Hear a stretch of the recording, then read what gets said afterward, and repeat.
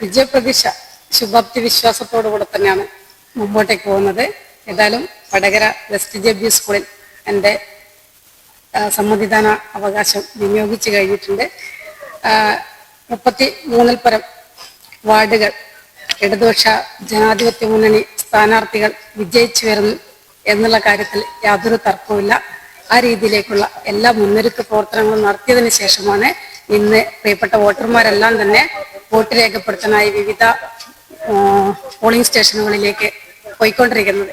എന്തായാലും നല്ല അനുഭവങ്ങൾ തന്നെയാണ്. കാരണം സംസ്ഥാന സർക്കാരും അതോടൊപ്പം തന്നെ പ്രാദേശിക സർക്കാർ എന്നുള്ള രീതിയിലേക്ക് വടകര നഗരസഭയും നാളിതുവരെ ഇല്ലാത്ത പ്രവർത്തനങ്ങളാണ് സാധാരണ ജനവിഭാഗത്തിന് വേണ്ടി ഇതുവരെയായിട്ടും കാഴ്ചവെച്ചത്. ആ വിശ്വാസം ജനങ്ങളിൽ ഉള്ളിടത്തോളം കാലം ഇടതുപക്ഷ മുന്നണി സ്ഥാനാർത്ഥികൾക്കുള്ള വോട്ടവകാശം തന്നെയാണ്. അതായത് നേരിന്റെ പക്ഷത്തുള്ള ഓരോരുത്തരുടെയും സമ്മതിദാന അവകാശം വിനിയോഗിക്കുന്ന തരത്തിലേക്ക് എല്ലാ വോട്ടർമാരും മാറി ചിന്തിച്ചു കഴിഞ്ഞു എന്നതാണ് ഇവിടെ സൂചിപ്പിക്കാനുള്ളത്.